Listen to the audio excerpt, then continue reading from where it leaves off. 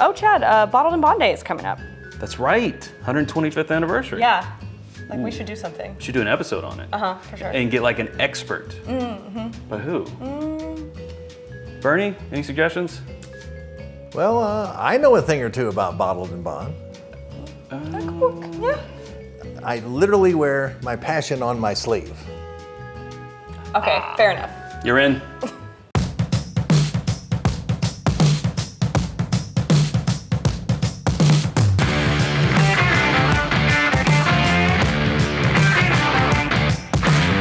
Here's to the 125th Right. Cheers. anniversary of the Bottled and Bond Act.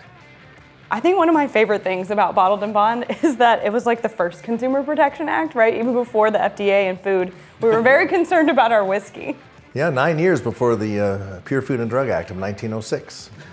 We cared more about the quality of our whiskey than we did the safety of our food. I feel like that says priorities. something. Yeah. Priorities, yeah. I've heard horror stories of, them dumping spittoons at bars into there to make the whiskey look darker. Yeah, you could dump that in the fermenter or in the product itself. You could add acids, like battery acids, things like that. Oh my gosh.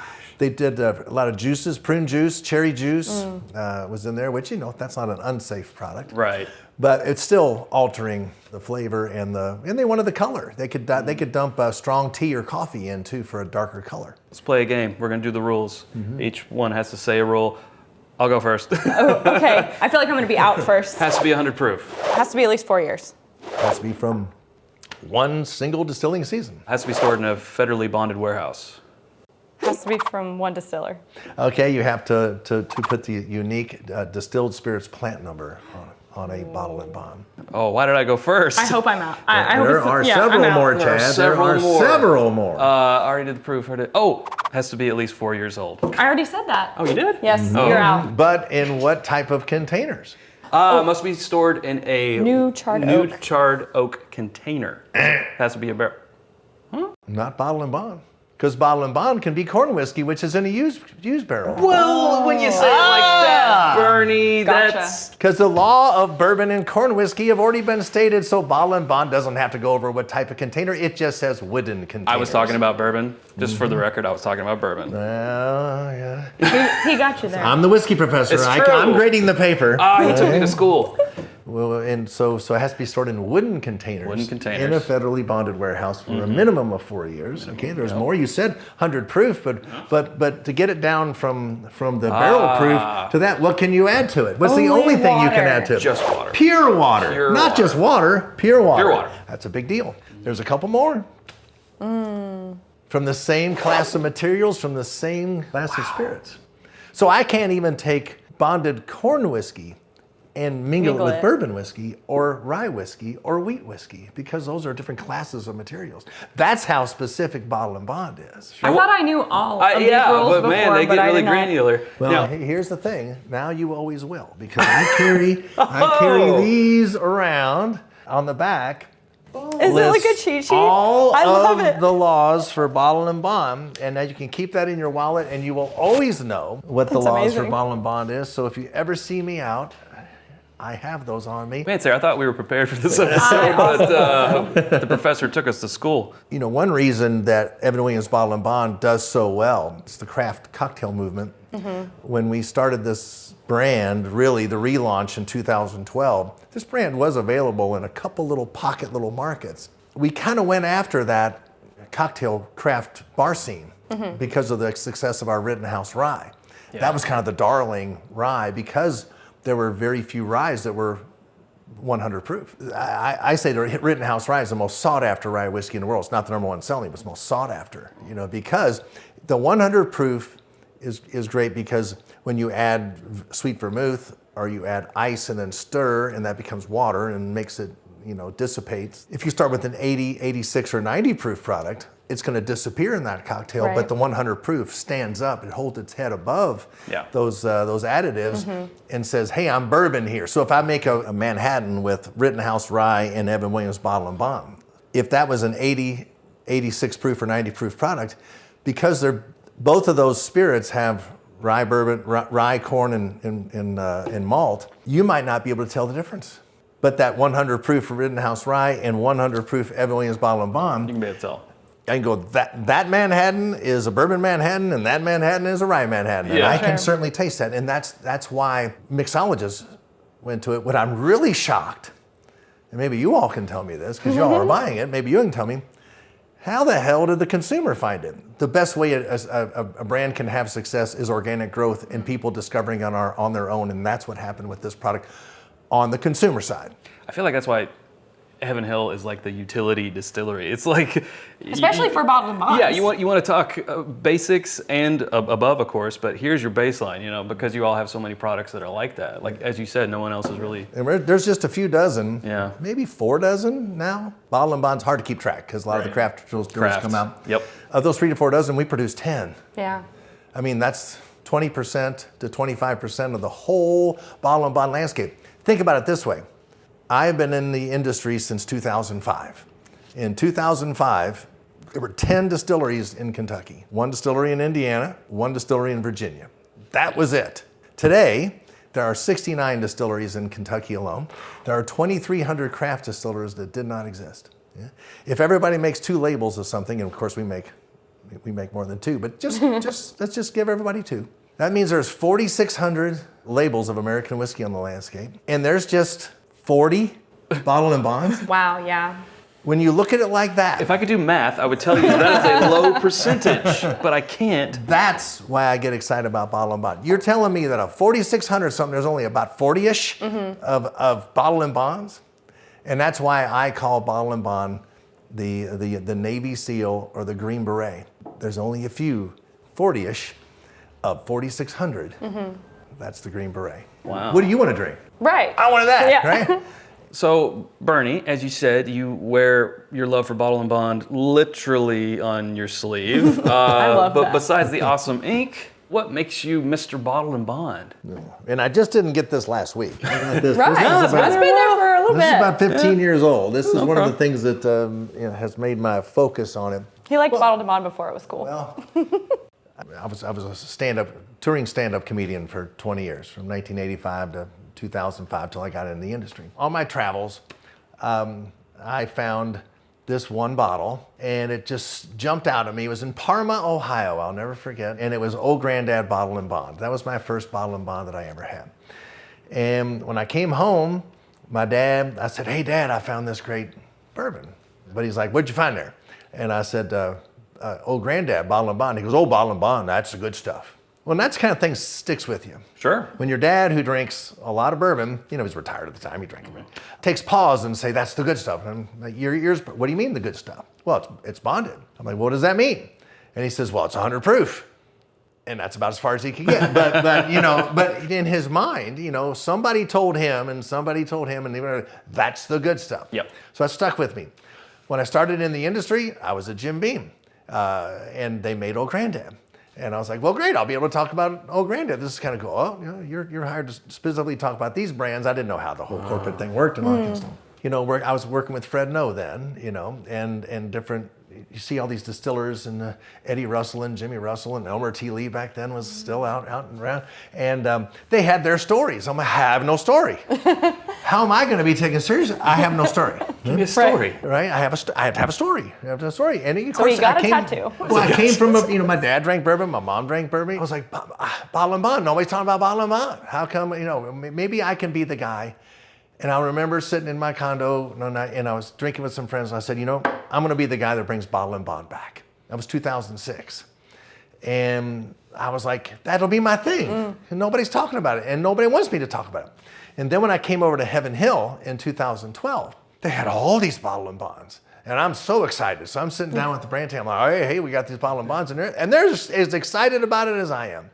And usually I have to tell people what bottle and bond, they know what it is. Right. Yeah. And I tell Max Shapiro, the owner of the company, "Hey, I love that you have bottle and bonds." And he starts telling me, he knows everything about bond.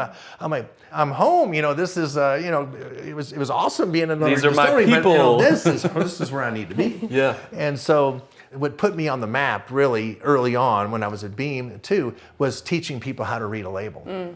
Take us through the label. Do your magic label reading skills. Well, when I do staff trainings or I do consumer events, people always ask, how do I know what I'm buying is good? You know, a lot of people will just look at a bottle or a label, and if it's a cool looking bottle, I might explain that it's worth the $80 that it is. But if you read the label, it always tells you what it is, because if it doesn't say the word straight on it, it's not even 2 years old. Now, there might be another reason why that bottle's $80, but in my mind, I'm gonna maybe not buy that $80 bottle that's 2 years old, right? So, words on labels mean something. So when I look at a bottle, words on labels, think of that, Chad and Sarah, of military men and women earning medals. Right? Okay. If you're an expert marksman in your troop and you prove your skill, they give you a medal and you wear it on your chest with pride. So think of the label as your chest that you're pinning these medals on, right? So you have to earn these medals. So the word whiskey is the broad category. Whiskey is made from a fermented mash of grain, distilled up to 190 proof. Okay? That sounds like vodka right now. Right, yeah. Clear, yeah. right? If we don't Where it age starts becoming whiskey is it has to be aged in oak. Well, right now we're starting to become whiskey, right? Has to be aged in oak, have to have the characteristics typically attributed to whiskey. So it has to have the look, smell, and taste of whiskey. This one checks out. There you go.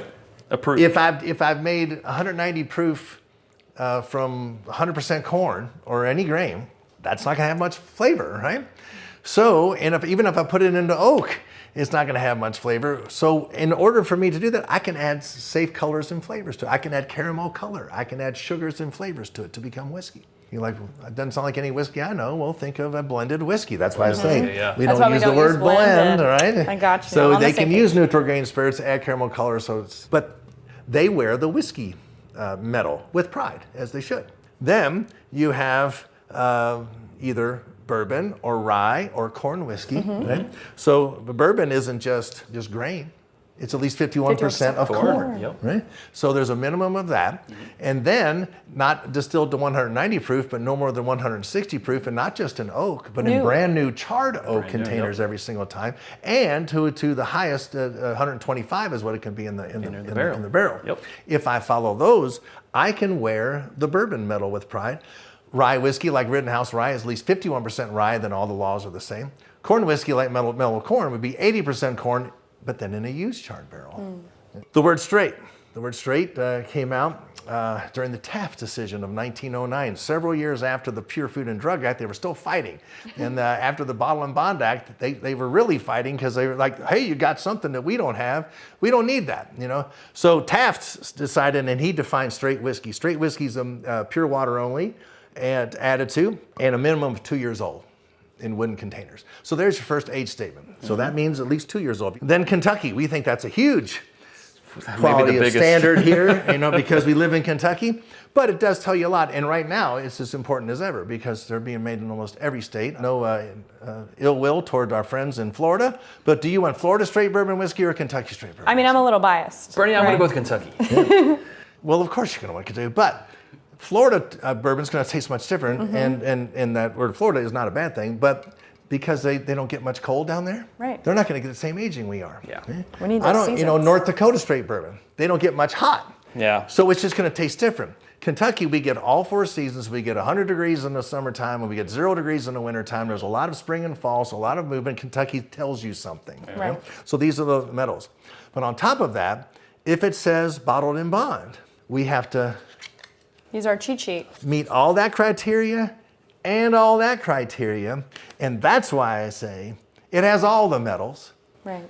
It's the Green Beret or Navy SEAL. Why wouldn't you want every single one produced? You know, Chad, I don't think I could even really read a bourbon label or knew how to read a bourbon label until I came across Bottled and Bond. And it was actually kind of by accident. I started drinking Evan Williams Black Label when I started drinking bourbon. And so did I. And from there I found Evan Williams Bottled and Bond. And I think like the bonded category in general is, as you just took us through, like really taught me how to read a label, because otherwise it was just all the marketing doing it for me when I was picking something on the shelf. Glad to hear that. I was like, what's pretty? I'll take the prettiest one. Now I'm like, no, I don't care about that anymore. There's so many options out there. Like seeing bonded really cuts through that messaging. It's, you know, there's so many bottles on the shelf. Like you said, what did you say, 4,600 potentially out there, you know? Well, however many. How do you find the good ones? And I think, like, for me, that's a beeline towards one, is seeing bonded on the label. Yes. Right here on the back is where it's made. Well, look on that front label there too. Yeah, DSP, and it's also on the front. So we've seen that to be so important. Yeah. Of one of the laws, we put that DSP KY there, the 100 proofs on there, the Single distillery. Single distillery. Bottled under U.S. government supervision. It really tells you. Yeah, it does. Even 10 years ago, well, maybe 15 years ago, almost every distillery had a bottle and bond.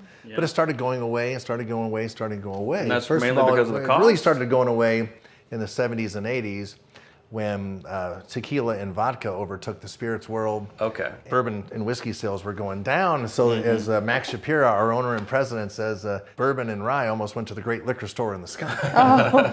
No. One of the things that distilleries did, and I got this from Jimmy Russell, he goes, well, that's, they were trying to equal the proof, the strength of vodka and tequila, so 80 proof. So when things went for, everything used to be always 86 proof. Yeah. Everything was 86 proof, and then it went down to 80 because it wasn't the minimum. The minimum of whiskey is 80 proof. 80. So that's one reason.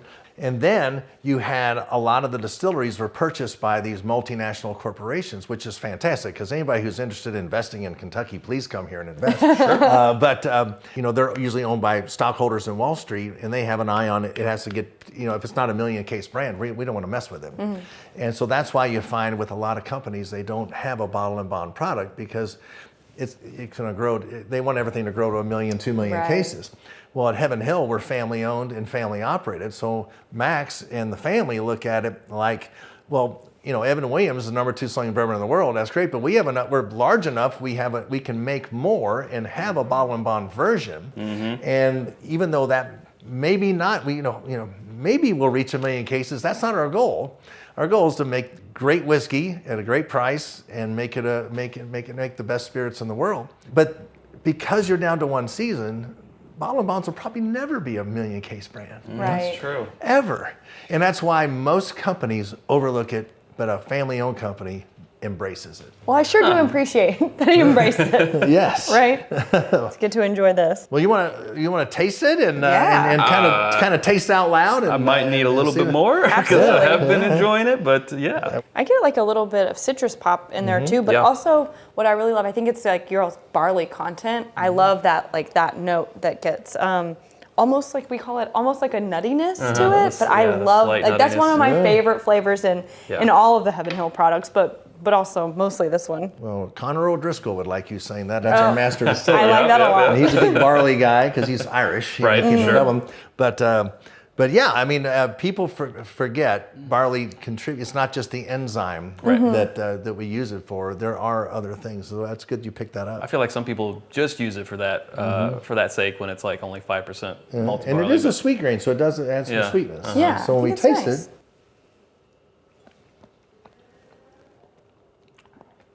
Now, Parker Beam, our master distiller emeritus, who's with our company for 56 years, he says the barley gives it that biscuity quality, so that texture. I love that. Yeah. It gives it that mouthfeel. Yeah. And again, even just 4 years old. I know, that's what I was going to say. 100 proof really brings that through. At 4 years, And it then really there's your still citrus. has that. There's that Citrus for orangey. sure. I love that. And that's why I think this would be like excellent in an old fashioned, right? Because it has those traditional notes that, stand up to being mixed in a cocktail, but it also has that little bit of citrus pop. And it's almost that hard candy orange cream kind of thing. Yeah. I love on the finish, it's got a little bit of like almond butter. Kind of get that with like the char of the barrel in there kind of mixing. Yeah, I like that I you love get that. those sweet notes, but it's balanced out with those barrel-y notes. When you get that traditional vanilla, honey, and caramel, and then you get that spice, that pop of spice in the back of your palate. We have 10% rye in this mash bill, but it almost presents itself as a little more because of that 100 proof, and it kind of pops through. Yeah, it really sits on the back of your tongue with that little bit of spice. And what about that finish? It's not just there. I And know, gone. right? Yeah. Yeah. With the Bottle and Bond Day of March 3rd coming out, the 125th. Wow. You want to go out to a store near you and pick up a bottle under 20 bucks. Under 20 That's bucks. the best part. You really can't beat it. And a lot of people overlook a product that's 15, 16, 17 bucks. Oh, it can't be good. How good can it Exactly. be? It's a green beret. If you know how to read a label, you don't care what it looks like. What else do you want? I feel like this is where we're going to get in trouble. Again, giving I away know, everyone's I know. best. Everyone They think tells it's their us- best kept secret, but It's not like They tell Henry us to McKenna shut where up it's about 10 it. years old and we're going to have a problem keeping it in store. It's 4-year-old product. We're the largest independent family-owned distillery. We're going to be okay with it. okay. So you're saying we can talk about it. It's okay to talk about. Yeah, 125 doesn't come around Every 125 every years. 125 It only years. comes around It only that- comes around once. It is a I mean, that's day. huge. I feel like people need to go out and greet each other. Happy BIB Day. Let's get a tattoo. I think it should be a national holiday. We should all get tattoos. Yeah. We should Absolutely. close the You're right. schools, close the banks, close. No one go to work. Or you could just go out and buy one of these. Oh, okay. Well, you can. You can also, you can go to the evanwilliams.com website's going to have some stuff on it. It's a good Oh, place. okay. That's a good place. /Bottle and Bond, I think. But you can just go to Evan Williams. You can go to heavenhilldistillery.com if you want to learn more about Bottle and Bond. Go to your local mixology cocktail account. Ask them about why do you all like Bottle and Bond so much? Ask them what their favorites are. I guarantee you this will be one, and Rittenhouse Rye and Mellow Corn will be Mellow one. They Corn. might have others, and that's fine. Yeah. We dominate the Bottle and Bond category, so we Man. want everybody to enjoy all the Bottle and Bonds from every distillery. But ours are kind of more readily available than most, and so I think you're going to come back to ours a lot. 125th anniversary, March 3rd. Really cool thing. You're going to see things in some retail stores around the country from our company, highlighting Bottle and Bond. I know, Sarah, you actually make a mean old fashioned using the Evan Williams. Yeah, I'll Bottle and definitely be Bond. drinking one of those. Yeah, for sure. For sure. Yeah. But maybe also a neat pour. I don't know. Well, on March 3rd, you can raise a toast, and here's my line that I always sign bottles with, or my book with, or talk to people. My toast is "Stay bonded, my friends." Ah. So March 3rd, let's all stay bonded. Stay bonded.